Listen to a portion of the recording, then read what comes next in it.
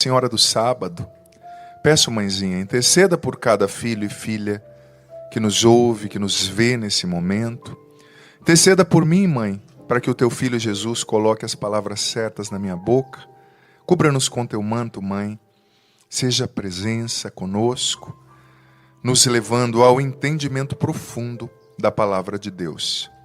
E já no início dessa pregação, de forma atípica, mas me vem essa inspiração, que desça sobre você, sua família, em especial sobre a sua atenção, sua cognição, sua audição, para que você seja liberto das distrações e preste atenção na palavra.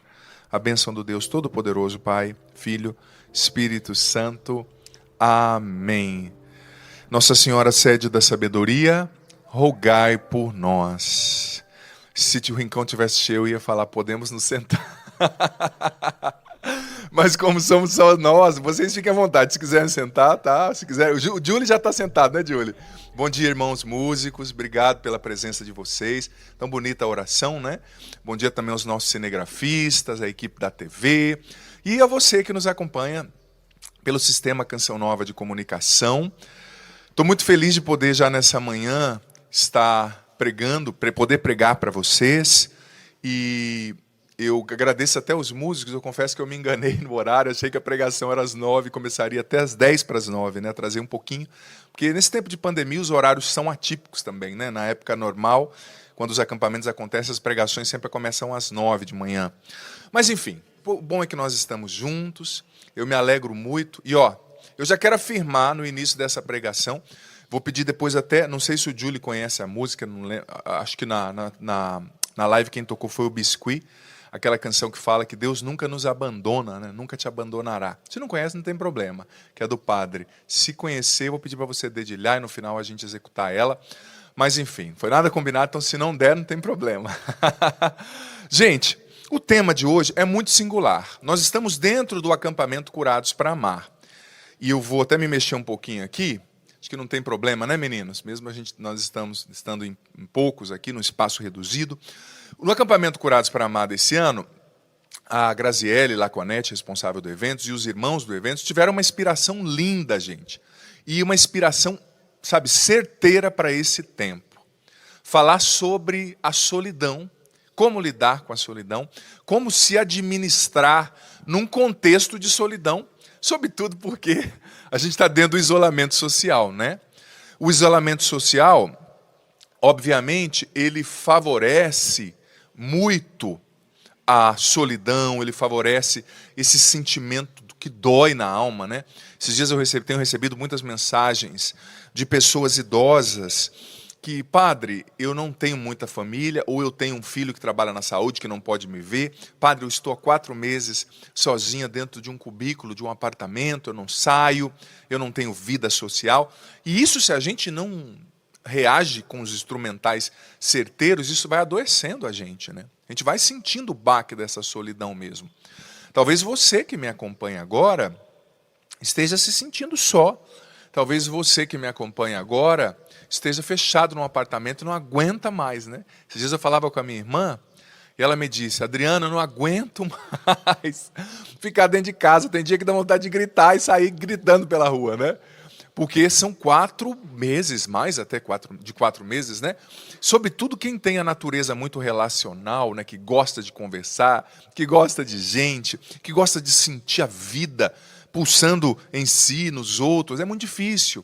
Talvez você hoje, filho querido, filha querida, esteja se debatendo, esteja sofrendo diante da solidão.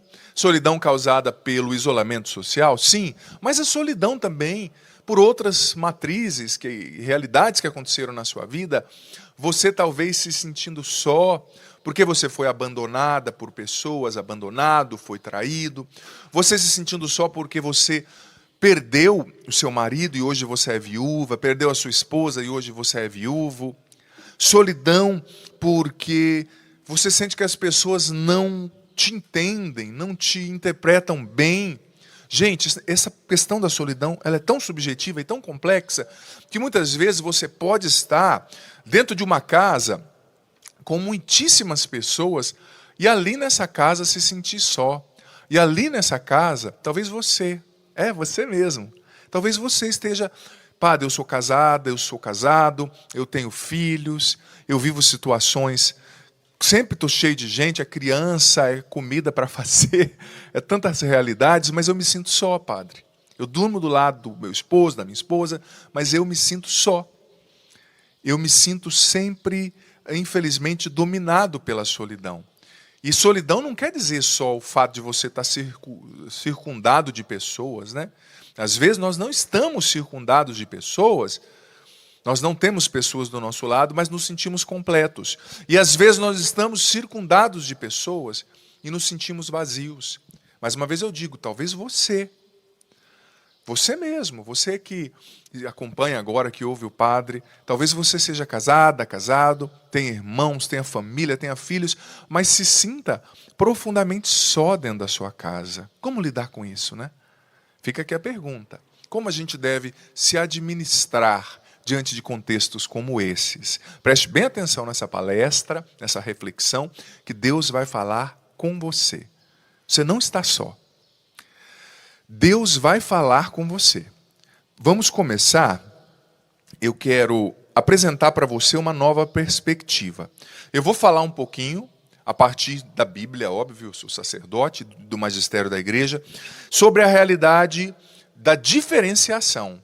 A gente tem que diferenciar. Uma coisa é solidão, outra coisa é isolamento. O isolamento, ele é sempre kamikaze, ele é sempre narcisista, ele acaba sendo, como disse São João Paulo II nas catequeses sobre a teologia do corpo, um suicídio afetivo. Solidão é uma coisa, isolamento é outra. Tem pessoas que vivem uma solidão mesmo e precisa dar sentido, significado para a solidão. Vivem uma solteirice, tinham o desejo de casar e não se casaram, precisam dar um sentido para essa dor de não ter concretizado segundo o próprio desejo, a vocação. Mas, diferentemente da solidão, está o isolamento. E tem pessoas que são muito bem acompanhadas. Talvez você lá na sua casa, como eu disse, é muito bem acompanhado. Tem muita gente que você poderia partilhar a vida, mas você está vivendo o isolamento. Como é triste, gente, hoje. Quantas famílias nas quais tem 3 filhos, 2 filhos, 1 filho, o pai e a mãe, mas cada um está no seu canto. O filho de um canto da mesa com o celular no videogame, a mãe no outro canto da mesa com o celular vendo o Instagram, o pai no outro canto da mesa com o celular mexendo no Facebook, no WhatsApp. Nós estamos isolados muitas vezes dentro de casa, nós estamos criando pequenas ilhas dentro da nossa casa, sabe? Então, é diferente solidão de isolamento. Mais uma vez eu digo, o isolamento, ele é kamikaze, ele é narcisista. Sabe? As pessoas hoje se queixam de estar tão vazias, tão sozinhas, mas no fundo, elas o estão também, porque diante desse narcisismo, elas estão vazias de outras presenças, mas cheias demais de si mesmas. Elas estão cheias de si. E quando você é cheio demais de si mesmo, quando você é cheia demais de si mesma, você não consegue conviver bem com os outros, você não consegue dar espaço para as pessoas entrarem dentro de você, na sua história. Entrar dentro é pleonasmo, mas eu vou usar muito esse pleonasmo hoje, de maneira proposital, justamente para enfatizar. Eu sei que é um erro gramatical, mas eu vou usar como um recurso de retórica hoje. Entrar, você não deixa que as pessoas adentrem o seu universo, porque você está cheio demais de si mesmo. Então, nós estamos num tempo, e isso é importante notar, no qual nós temos muita interatividade, mas pouca conexão. Como eu dizia, dentro da casa, talvez o teu filho está com o celular 26 horas por dia. Mais até do que as horas que o dia tem, né? É muita interatividade. Ele está interagindo com o mundo. Ele está jogando. A minha sobrinha, há uns anos atrás, eu fui ver o joguinho que ela estava jogando. Ela estava jogando com adolescentes da China, para você ter noção, se comunicando em inglês, né? É muita interatividade, mas pouca conexão. É o filho com o celular no canto, é a mãe com o celular no outro, é o pai com o celular no outro, canto da casa, da sala, da cozinha. Então tem interatividade com o mundo, mas tem pouca conexão entre si. A família não se conecta, as emoções vão ficando secas.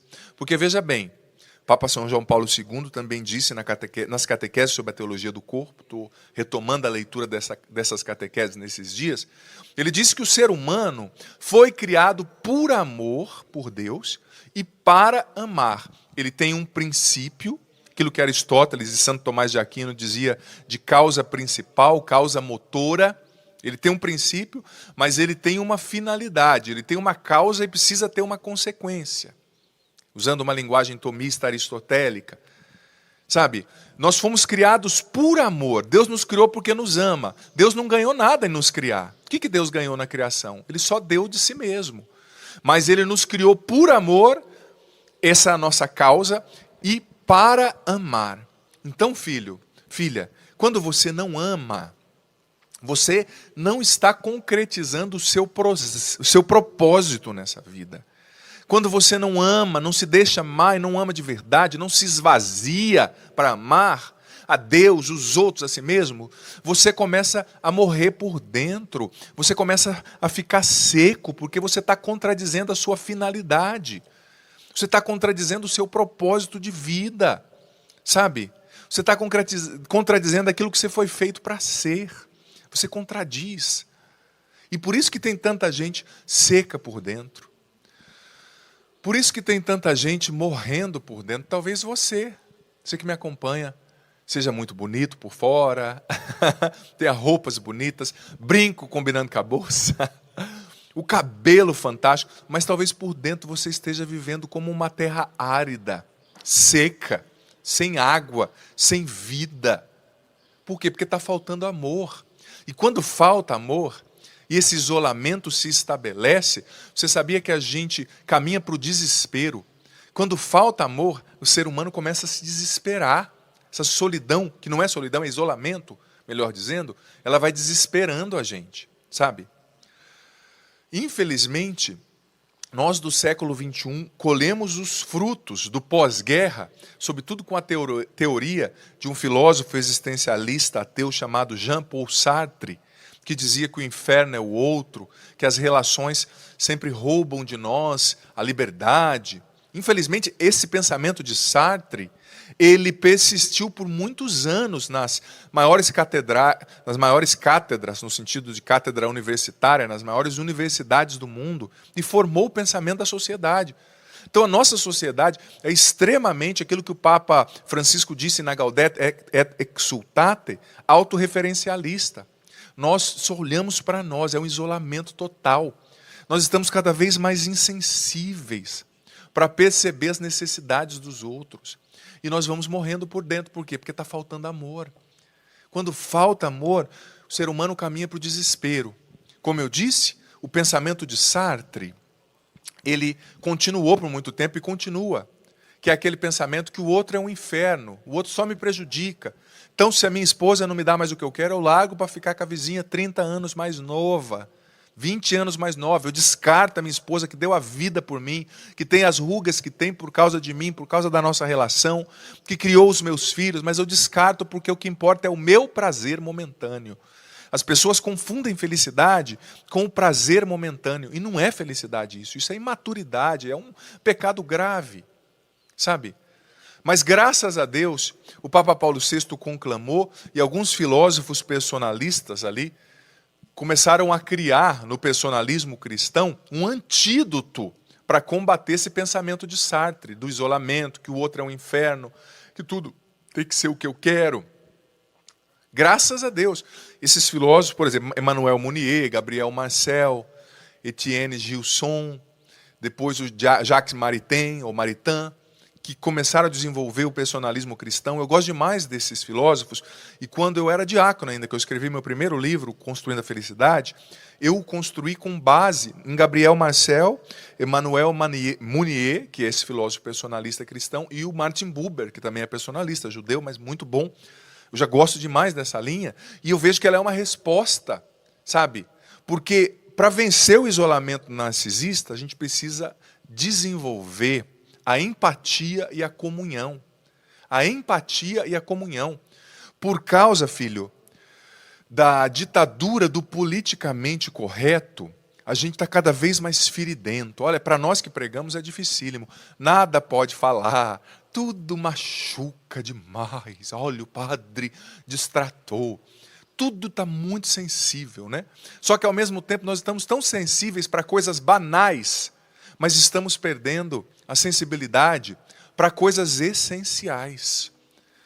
Sensibilidade para com o outro, para com a necessidade das pessoas, para com a necessidade de quem está dentro de casa.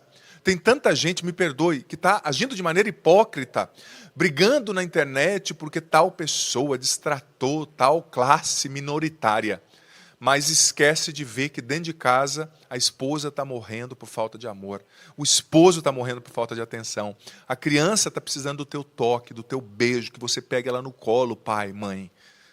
Às vezes a gente é tão hipócrita, né? A gente briga porque fulano lá na Índia não está fazendo o politicamente correto, mas dentro de casa a gente está matando as pessoas, condenando elas a morrerem por dentro, a secarem pela falta do nosso amor, do nosso cuidado, da nossa atenção. É um tempo ardiloso, é um tempo difícil. Mas veja bem, o antídoto para o isolamento narcisista é a comunhão, a empatia, é se abrir, se esvaziar de si mesmo. As pessoas hoje estão tão conscientes, eu fico admirado. É uma consciência tão grande dos direitos, né? Todo mundo sabe dos próprios direitos, mas as pessoas estão esquecendo dos deveres. Padre, eu tenho direito disso, mas e os deveres? Você não tem dever, não? Claro que você tem. É preciso lembrar. O seu dever, em primeiro lugar, é se tornar aquilo que Deus te criou para ser. Alguém que ama. Você foi feito por amor e para amar. Essa é a sua matriz, o amor, e essa é a finalidade da sua existência, o amor. E olha, você pode tentar preencher com sexo desregrado, com droga, com bebida, com tanta coisa. Se você não ama, vai faltar. Porque você foi feito para isso, filho. Você foi feita para isso. E a gente, infelizmente, está perdendo tanta sensibilidade, como eu disse. Gente, eu sou do Paraná, né? Fui criado no Paraná, eu tenho boa parte da família em Londrina, também familiares em Curitiba. E eu percebo o seguinte, quando eu mudei para São Paulo, eu morei na Canção Nova em São Paulo por quase 7 anos. E eu fui responsável de missão lá, foi maravilhosa a experiência que eu fiz. Mas quando eu cheguei na capital paulista, com todo respeito e carinho, me chocou tanto a realidade de... Lá não tem pessoas em condição de rua, lá tem uma população de rua. Estima-se, isso dado extraoficial, que tenha quase 100 mil pessoas morando na rua em São Paulo. Morando na rua, criança comendo lixo todo dia, quando tem lixo para comer. Você sabia que o primeiro ano que eu cheguei lá me chocou tanto, porque eu não fui criado numa cidade grande assim, e não tinha essa noção, né? Claro que São Paulo tem muitas coisas boas, um povo maravilhoso, mas é uma realidade. Eu cheguei lá num ano de campanha política. E eu fiz uma cirurgia e fiquei em casa me recuperando, então eu podia ver a propaganda eleitoral gratuita, né, em alguns momentos. E me chocou muito, me chamou muita atenção que os políticos sequer mencionavam: eu vou resolver o problema dos moradores de rua. Não estava nem na pauta, no conteúdo programático da eleição do bendito ali. Ou seja, se tornou parte da paisagem. A gente age com indiferença, faz como que se eles não estivessem lá e vamos tocando a nossa vida. É a globalização da indiferença, disse o Papa Francisco. Mas veja bem, tendo feito essa introdução de cunho mais conceitual, que é importante também você ter consciência dessas realidades, e eu gosto, honestamente, de estudar para entender, para poder dizer para você também com clareza, mas agora eu vou começar a trilhar um caminho mais prático, mais objetivo, mais bíblico, para ajudar você que vive a solidão. Para que a sua solidão, veja bem, solidão não é narcisismo. Narcisismo é egoísta, é kamikaze, é isolamento, aliás, é narcisista, é kamikaze, é suicídio afetivo, é fechamento, é pecado, é contradizer a própria essência, que é o amor. Mas agora eu vou começar a trilhar com você um caminho mais bíblico e mais experiencial.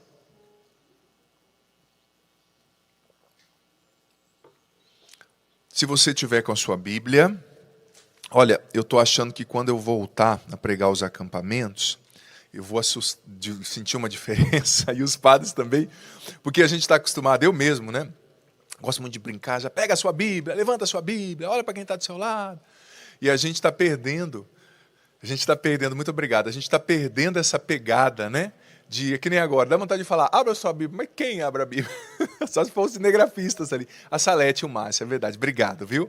Os dois ali estão dando essa força para o padre, né? Para o padre não se sentir só, já que eu estou falando de solidão. Vamos falar de solidão, então. Como lidar com a sua solidão? Você que se sente só por uma situação de vida, uma viuvez, o filho que morreu, o marido que não te dá atenção, essa carência que vai te comendo por dentro. Você que se sente só e precisa administrar a sua solteirice. Muitas pessoas estão nessa condição de solteirice, né? Não é mais uma opção, é condição. E você sabia, eu esqueci de trazer o livro para mostrar, te peço perdão.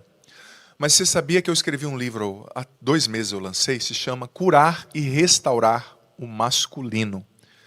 Uma jornada de cura pela masculinidade. É um livro profundo, de cura interior para os homens, que apresenta um caminho fantástico, modelos de masculinidade bíblico. Eu citei muito Davi, Paulo, São José, e também a masculinidade bíblica, o que é ser homem na Bíblia. Um caminho de cura para o homem, muito profundo. E para fazer esse livro, eu estava estudando e percebi que, por exemplo, hoje, muitas mulheres, por exemplo, estão na condição de solteirice e não se casam.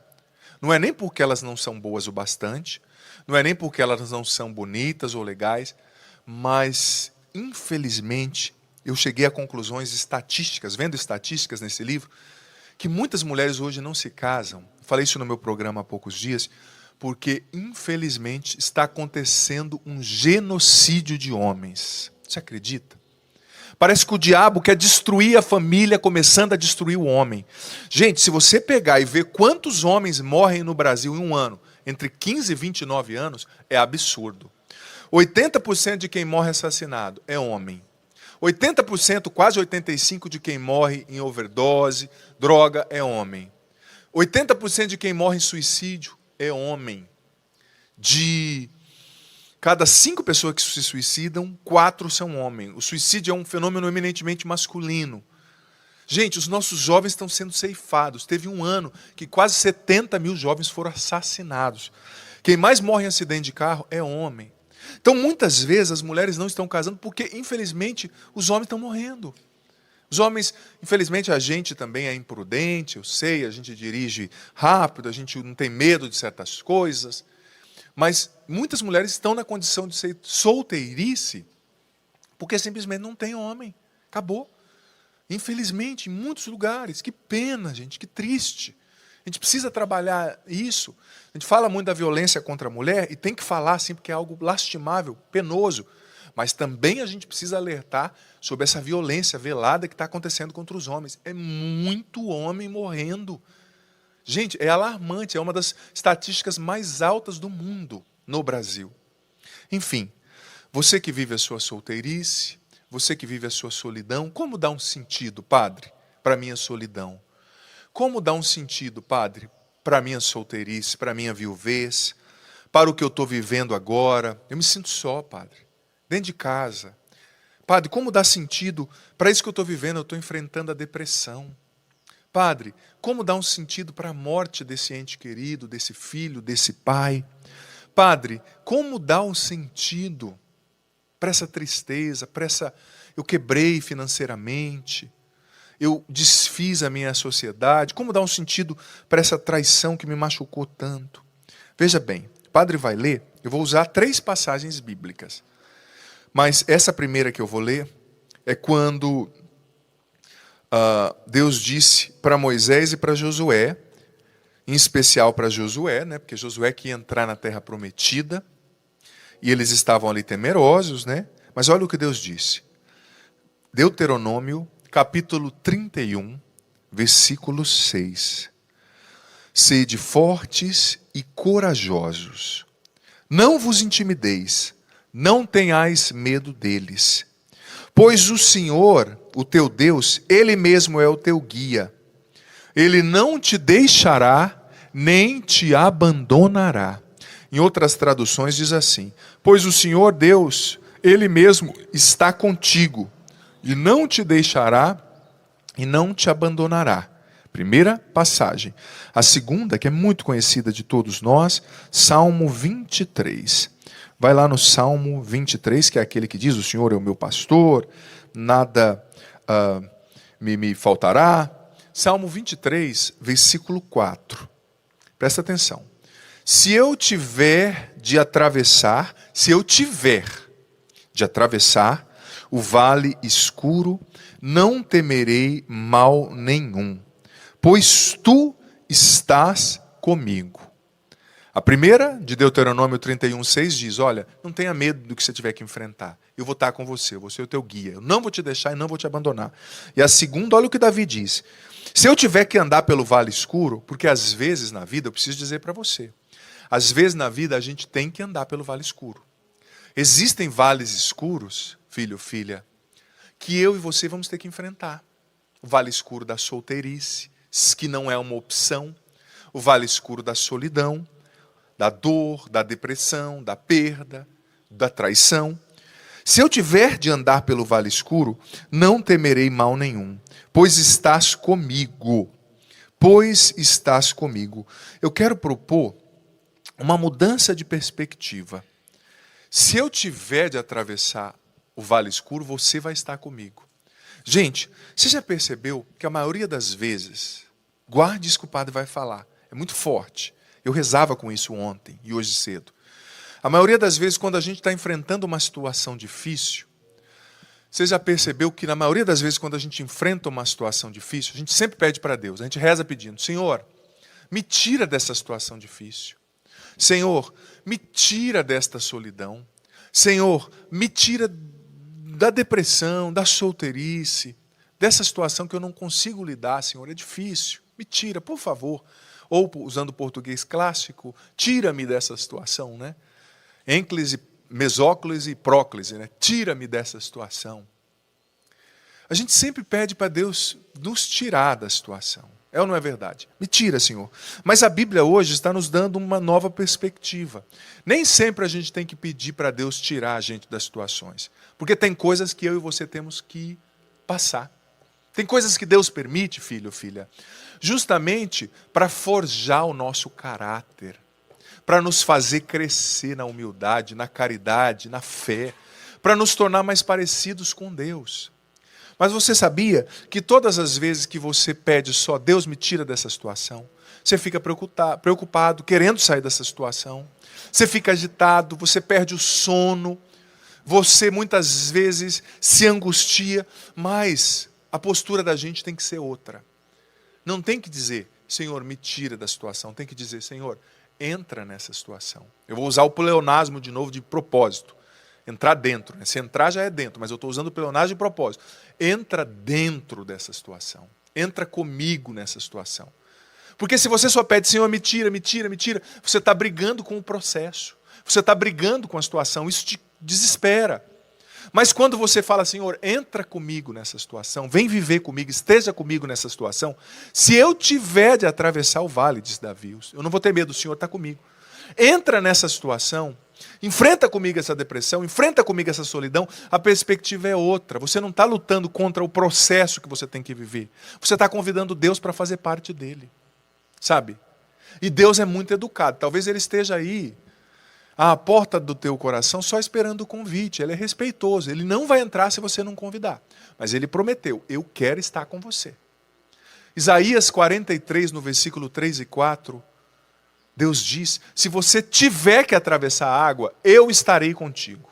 E o rio não vai te submergir.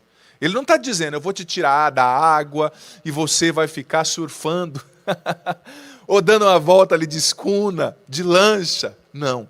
Ele está dizendo, se você tiver que atravessar a água, eu estarei contigo. Os rios não vão te submergir.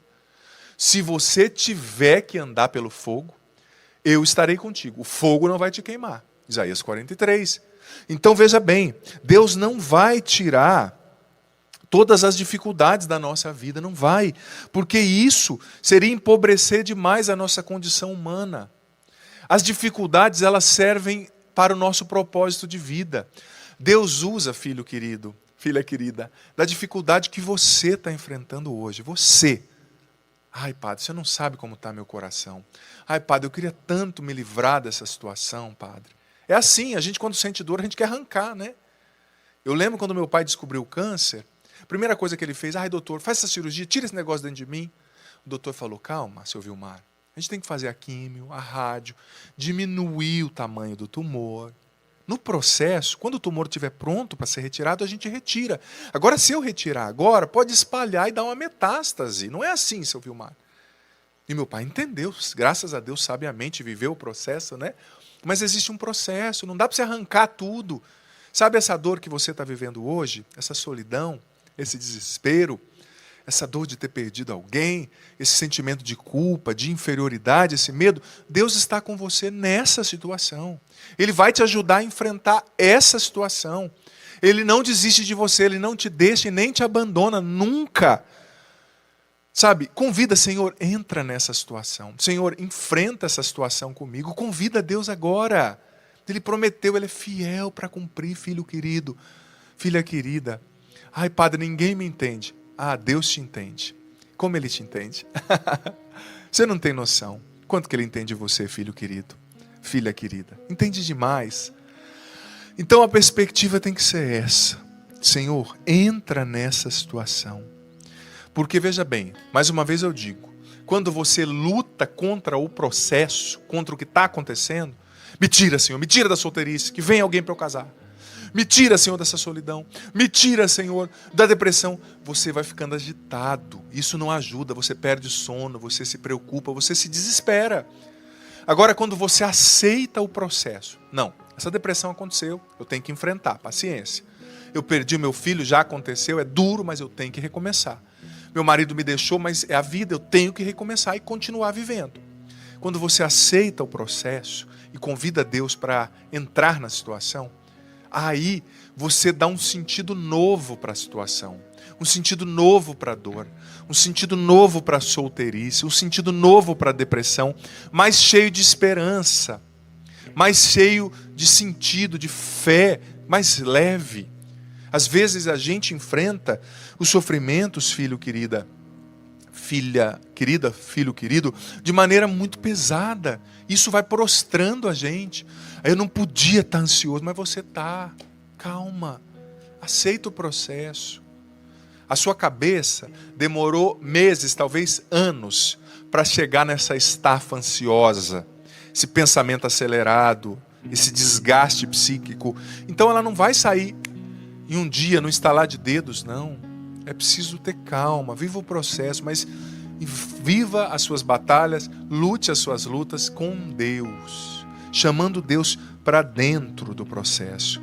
Veja bem, se Deus nos tirasse instantaneamente de todas as nossas dificuldades, nós nunca atingiríamos o nosso potencial máximo. Se Deus te tirasse instantaneamente de todos os problemas, você sempre seria uma pessoa superficial, mediana e poderia perder até mesmo a sua salvação. Se Deus te tirasse de todas as dificuldades, nós nunca atingiríamos o nosso potencial máximo na vida.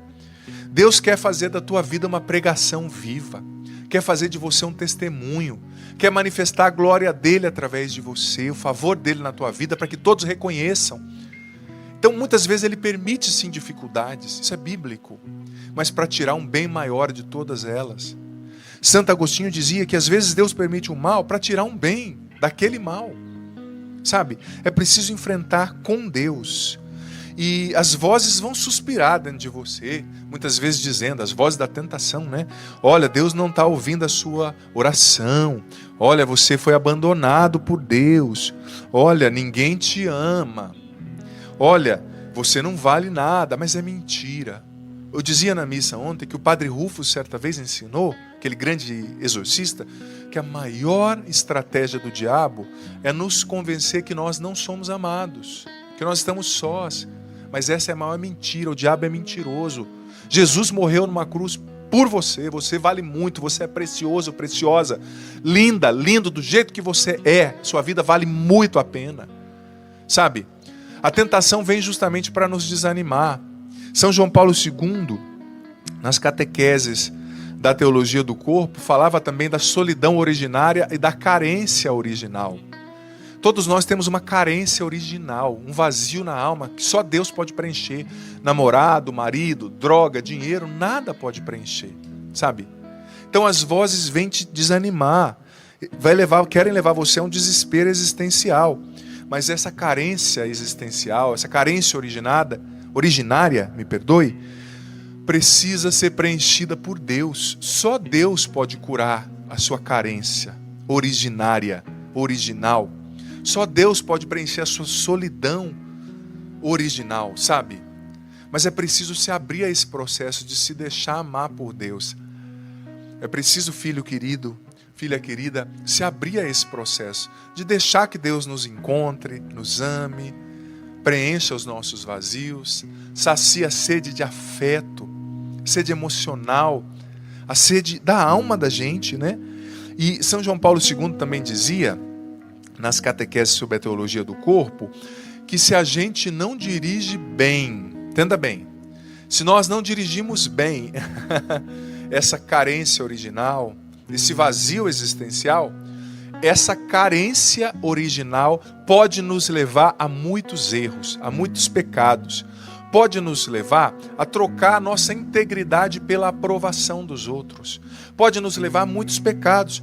Eu acredito, por exemplo, que muitas pessoas, quando estão nas drogas, estão na bebida, estão nos vícios, estão no isolamento, na busca de prazer instantâneo, elas estão no fundo, buscando o amor que elas não têm dentro de si. Elas estão no fundo, buscando a aceitação. Todo ser humano traz essa sede profunda de aceitação, de ser amado, de ser aceito do jeito que é. E a gente busca às vezes nos vícios, nos pecados da vida, nas drogas, nos relacionamentos errados, preencher esse vazio. Mas só Deus pode preencher. Tem tanta gente que busca no adultério, tem tanta gente que busca em tantas fontes preencher essa carência original, mas só Deus, o amor dele, pode preencher, sabe? E olha, eu vou dizer para você, muitas vezes a gente busca nas pessoas um amor perfeito. Pessoa nenhuma pode te dar o amor perfeito que você quer, busca e precisa, filho, filha. Talvez você está frustrada no teu casamento, porque você está buscando no teu marido um amor perfeito. O teu marido não tem um amor perfeito para te dar. O teu filho não tem um amor perfeito para te dar. Os seus amigos não têm um amor perfeito para te dar. Talvez você queira se sentir única, amada, aceita, mas as pessoas são limitadas como você. Não busque amor perfeito em pessoas imperfeitas. Busque amor infinito, insondável, incondicional no Deus perfeito que te ama com amor perfeito. Só Ele pode dar. Quantas vezes nós acabamos brigando, por exemplo, com os nossos pais? Quantas vezes nós acabamos brigando, nos indispondo com os pais, porque a gente acha, meu pai não me amou, padre. Ai, padre, minha mãe não me amou. Ai, padre, meu pai e minha mãe foram tão duros comigo, não me deram amor. Filho, não se frustre com seu pai e com a sua mãe. Eles são imperfeitos, eles não têm amor perfeito para dar para você. Eles deram o que eles tinham. Talvez eles foram criados 50 vezes pior que você foi. Talvez eles foram criados 20 vezes com menos amor do que o amor que eles te deram. Eles não tinham para te dar. Mas não julgue os seus pais, não condene os seus pais, seja maduro. Não busque amor perfeito em pessoas imperfeitas. Veja bem, como eu estava dizendo, ao invés de só reclamar por estar na situação, convide Deus para entrar na situação. Quando Deus entra na situação, quando Deus caminha com você na depressão, na solidão, na solteirice, na ansiedade, na ruptura familiar, no problema, na doença, no medo, Ele te fortalece de dentro para fora. E Ele te dá aquilo que São Paulo disse na carta aos Filipenses, capítulo 4, versículo 7. Uma paz que excede todo entendimento. O que é uma paz, filho querido, filha querida, que excede todo o entendimento? É uma paz que ninguém pode entender, que as pessoas de fora olham e falam, nossa, como essa pessoa está em paz nesse sofrimento? Nossa, essa pessoa está com câncer e está em paz. Nossa, essa pessoa está sofrendo essa traição e está em paz. É uma paz que excede o entendimento. É maior do que a capacidade de entender, sabe? As pessoas olham e não entendem, falam, meu Deus, como esse padre consegue sorrir, sofrendo essa situação, como aquela mulher consegue estar em paz, tendo o marido traído e feito tudo aquilo com ela, como essa mãe consegue estar em paz, tendo perdido o seu filho, como essa pessoa consegue estar em paz. Por que essa pessoa está em paz? Porque ela chamou Deus para entrar na situação. E Deus está caminhando com ela e ela está recebendo essa paz que excede o conhecimento, o entendimento. E veja bem, muitas vezes nós não seremos tirados dos nossos sofrimentos, somente tirados. Deus, ele não evita, ele não vai impedir todas as coisas ruins de acontecerem na sua vida. Tem coisas que vão acontecer, sabe por quê? Porque você é um ser humano, você é uma criatura imperfeita. Eu dizia ontem na homilia da missa que querer uma vida humana sem sofrimento e sem imperfeição é o mesmo de querer uma roda quadrada. Você não é Deus, você e eu somos humanos, criaturas, sujeitos à impermanência, à infinitude, ao sofrimento, às intempéries dessa vida. Mas olha, você precisa convidar a Deus para dentro do fogo com você. Padre, mas esse fogo da provação está ardendo tanto.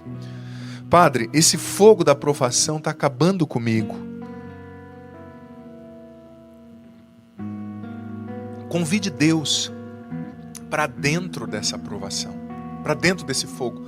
Sabe uma passagem que ilustra isso, que eu acho fantástica, que ensina que a gente tem que caminhar na fé e não na visão? A fé é a certeza do que não se vê, diz a carta aos Hebreus, capítulo 11, versículo 1. A passagem fantástica que ilustra isso no meu ponto de vista é aquela dos 3 jovens na fornalha, Daniel 3. Você conhece essa passagem bíblica? É linda demais. Se você puder, leia Daniel capítulo 3. 3 jovens que estavam no exílio da Babilônia, o povo de Deus estava exilado, e lá imperava o rei Nabucodonosor. O rei Nabucodonosor fez uma grande estátua de si mesmo, ele se considerava um deus, era muito normal com os deuses, com os reis persas naquela época. Ele fez uma grande estátua de si mesmo e ele disse, olha, todas as vezes que tocar a flauta, os instrumentos musicais, todos têm que se ajoelhar diante da estátua e me adorar. Quem não fizer isso vai ser precipitado na fornalha de fogo ardente. Mas aqueles jovens eram judeus, hebreus, e era proibido na lei judaica adorar um ídolo, né? Que é diferente de uma imagem do santo. O ídolo era um Baal, era uma imagem de ferro que você criava de ouro e ficava ali se perfurando com faca na frente e pedindo para aquela imagem me cura. Na imagem do santo a gente lembra daquele santo que foi fiel a Jesus e entende que a gente precisa amar Jesus como aquele santo amou. É diferente, pede a intercessão dele. Veja bem, aqueles jovens não se prostraram diante da estátua do rei Nabucodonosor. Então, sempre tem os cuviteiros de plantão, os fofoqueiros, né? Foram lá falar para o rei, olha rei, não queria dizer não, mas aqueles 3 jovenzinhos que vieram de Israel, de Judá, eles não se prostraram diante da sua imagem não queria dizer. E o rei chamou na hora, manda eles virem aqui na minha presença nesse momento. Eles foram. E o rei disse, é verdade que vocês não se prostraram diante da minha imagem? Olha, se tocar a flauta, os instrumentos, a cornamusa, e vocês não se prostrarem, eu vou jogar vocês na fornalha ardente. Sabe o que eles responderam? Fica sabendo, ó rei, nós não vamos te adorar, nós só adoramos o Deus único. E nós sabemos que o nosso Deus é poderoso para nos tirar do fogo. E se ele não nos tirar, nós vamos morrer por ele, não estamos nem aí. Nossa, o rei ficou furioso. Isso deixa o inimigo furioso. Quando você diz que você está disposto a obedecer a Deus, independente da consequência, o inimigo fica furioso. O rei pediu para aquecer a fornalha 7 vezes mais que o usual. Amarraram as mãos e os pés dos 3 jovens e jogaram eles na fornalha 7 vezes mais aquecida, mais quente do que o normal. Ela estava tão quente que os soldados que jogaram os meninos lá acabaram morrendo queimados instantaneamente, a hora que eu abriu a fornalha, pra você ter noção. Eles abriram para jogar e receberam aquele fogo. Só que o interessante é que Deus não impediu aquele fogo de alcançar a vida daqueles jovens. Deus não impediu aqueles jovens de serem lançados no fogo. Mas o maravilhoso é que Deus estava com eles no meio do fogo. Quando o rei olhou lá de cima para ver pelo vidro a fornalha, ele viu que não tinha 3 jovens. Tinha 3 jovens e um quarto homem, com uma aparência, um aspecto admirável. Era um anjo de Deus, era o próprio Senhor que estava lá, no meio deles no fogo. E eles não foram queimados um fio de cabelo. Deus não impede você de entrar no fogo, mas Ele está dentro do fogo com você. Ele é o quarto homem. Você precisa confiar. Você precisa caminhar na fé, não na visão. O quarto homem está com você no meio das chamas. Ele é o quarto homem. O fogo não vai te queimar. Talvez o diabo tenha aquecido a fornalha da provação, da tentação, 7 vezes mais na tua vida. Mas até o diabo se submete a Deus. Se Deus permitiu que o diabo, que as situações lançassem você nessa fornalha de fogo 7 vezes mais aquecida, é porque ele vai estar lá no fogo com você. O fogo não pode destruir Deus. O fogo não pode impedir o propósito de Deus de se cumprir na sua vida. O fogo, no fundo, acaba sendo um servo de Deus. O fogo não vai impedir a obra de Deus de acontecer na sua vida. O fogo não vai impedir tua vitória. O fogo não vai impedir tua vitória. Deus vai levar a bom termo a obra que Ele começou na tua vida. Deus vai concluir a obra que Ele começou em você, sim. Esse fogo da depressão não vai te destruir. Esse fogo da provação, da perda, da solidão não vai destruir você. Creia, o fogo é um servo de Deus. Você é filho do Deus que controla o fogo, que abre o mar vermelho, que cura, que liberta. Deus podia sim ter impedido aqueles jovens de ter sido lançados no fogo, mas Deus não impediu. Deus estava no fogo com eles e o milagre foi 100 vezes maior. Até o rei passou a respeitar Deus depois daquilo. Até os babilônios começaram a se converter depois daquilo. Pra você ter noção. Sem grandes batalhas não há grandes vitórias. Sem grandes batalhas não há grande testemunho. Deus quer fazer da tua vida uma pregação viva. Sabe o que é interessante nesse fato do fogo? Que quando eles saíram, o fogo não tinha queimado um fio de cabelo deles. Um fio. Não tinha queimado. Não tinha. A única coisa que o fogo queimou, sabe o que foi? Foi a corda, as cordas que prendiam as mãos e os pés deles. Ou seja, Deus está usando esse fogo não para queimar você, mas para queimar os vícios que te prendiam, a corda na mão, no pé. Deus está usando esse fogo, nenhum fio de cabelo deles foi queimado, só a corda que os amarrava. Deus está usando esse fogo para fazer de você melhor. Deus está usando esse fogo para purificar você, para queimar na tua vida o que te prende ao passado, para queimar na tua vida o que é mundano, o que é pecado, o que é tristeza, o que é depressão, o que não te deixa crescer, a amargura, o desespero. Esse fogo está servindo a Deus para o teu bem, está sendo um servo de Deus. Mas olhe para Deus no meio desse fogo. O fogo está servindo o propósito de Deus na sua vida, mas você precisa chamar Deus, entra nesse fogo comigo. Você precisa chamar, Senhor, me ajuda. O fogo vai queimar a corda que prende o teu pé, a tua mão, as tuas emoções, a tua mente. O fogo vai te libertar de tudo aquilo que não deixa você atingir o seu máximo potencial na vida. Você tem dons que você nem imagina que estão dentro de você. Existem dons lindos, filho querido, filha querida, que você nem imagina, mas eles estão dentro de você. Habilidades, dons, coisas lindas. Mas é o fogo que vai queimar o que te prende, que vai fazer sua essência florescer, seus dons virem à tona. Deixa esse fogo queimar o isolamento narcisista, o egoísmo, a vaidade, o orgulho, a prepotência, o vício, a amargura, a reclamação. Sabe? Convide Deus para dentro do fogo, mas nesse fogo, saiba que o quarto homem está com você. Enfrente esse fogo com esperança, que é uma virtude teologal. Vou falar um pouquinho da esperança à tarde. Enfrente esse fogo com esperança. No meio do fogo, o quarto homem está com você. O fogo não é maior que o poder de Deus. O fogo não é maior que a glória de Deus. Deus vai levar a bom termo. Ele vai concluir a obra que Ele começou na tua vida. O fogo dessa depressão, dessa solteirice, desse vício não é maior que o poder de Deus. Padre, mas eu errei tanto. Às vezes até a nossa infidelidade, a nossa incapacidade de acertar é um fogo que nos humilha por dentro. Mas se volta para Deus, pede a ajuda dele, que ele vai te libertar, ele vai te levantar, ele vai abrir um caminho onde antes não existia nenhum. Você me acompanhando agora, ouvindo os acordes dessa canção, eu gosto sempre de fazer assim.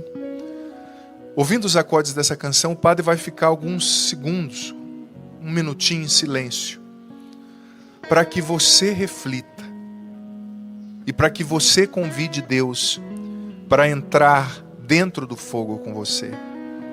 O padre vai fazer um minutinho em silêncio, enquanto, se possível, peço para os nossos irmãos também cinegrafistas pegarem uma imagem bonita que ajude você a rezar, do Pai misericordioso ou do crucificado. E você vai convidar, vendo aí a imagem do Pai misericordioso ou do crucificado.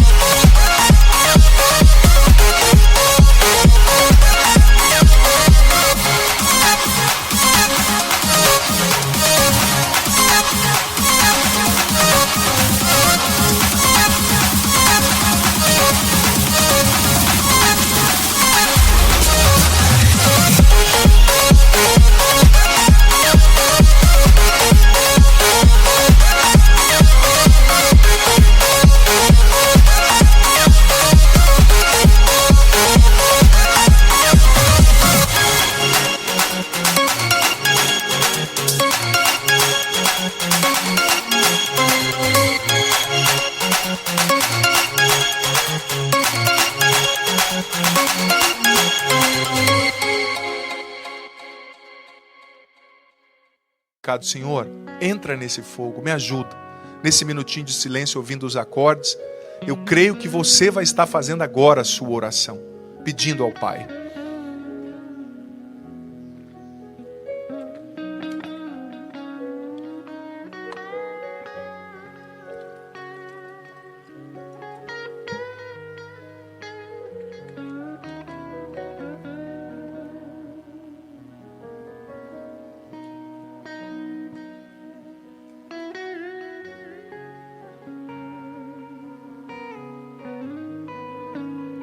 Convide ele sem medo, convide.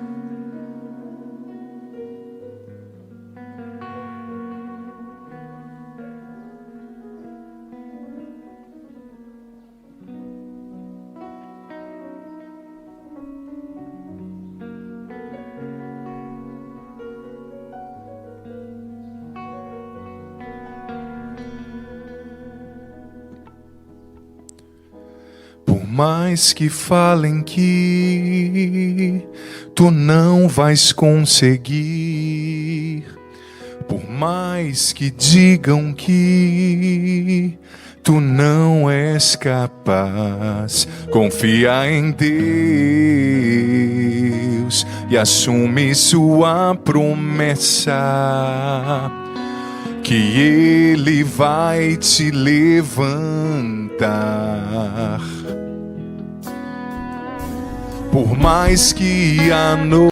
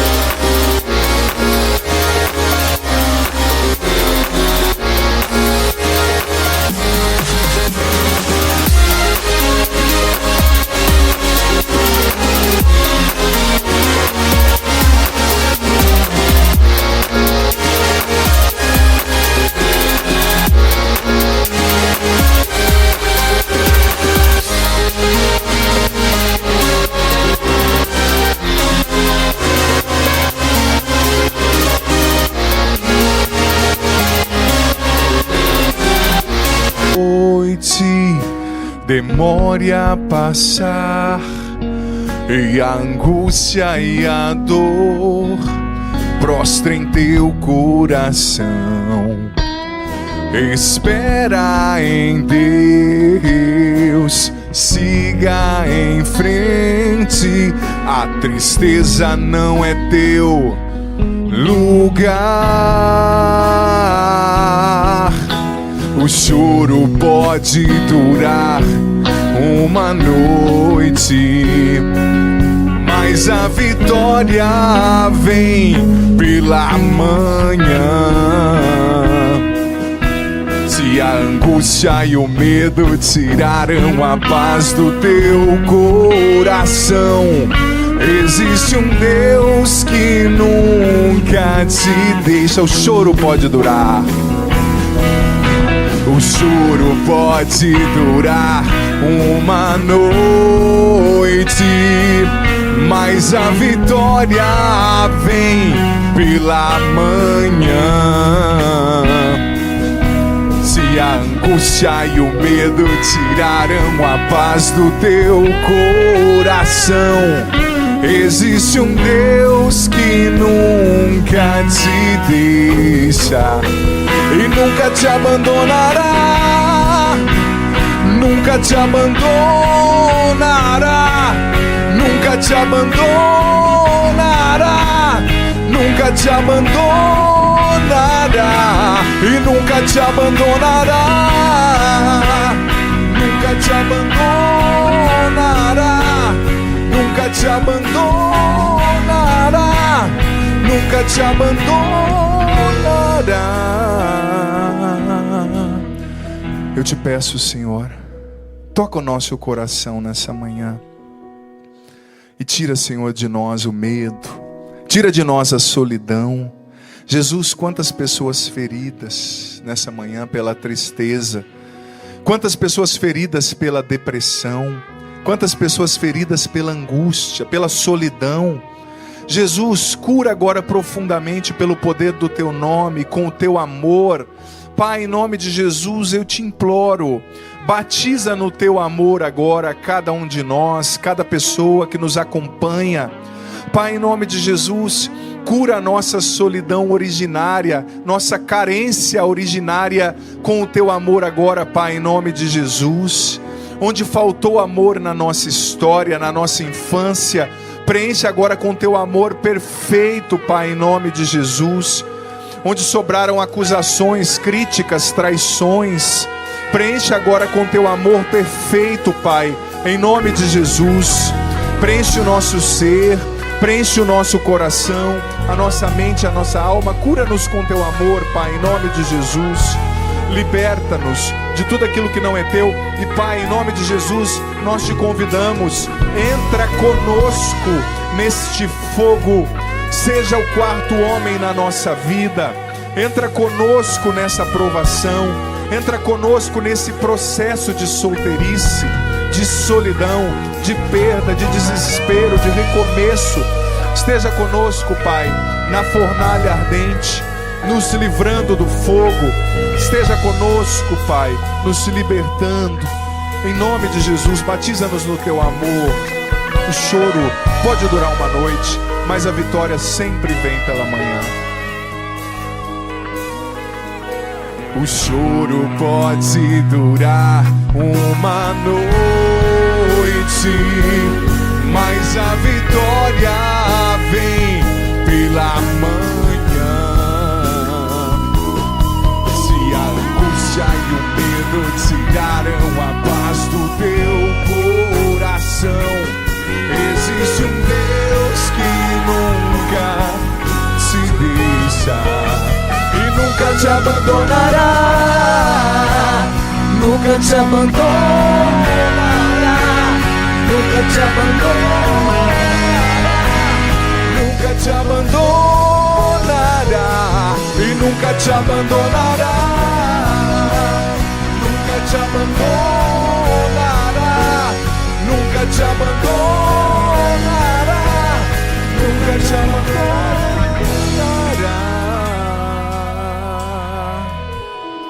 E que desça sobre você teu processo de cura interior, tua vida, teu coração, e permaneça para sempre. A bênção do Deus Todo-Poderoso, Pai, Filho, Espírito Santo.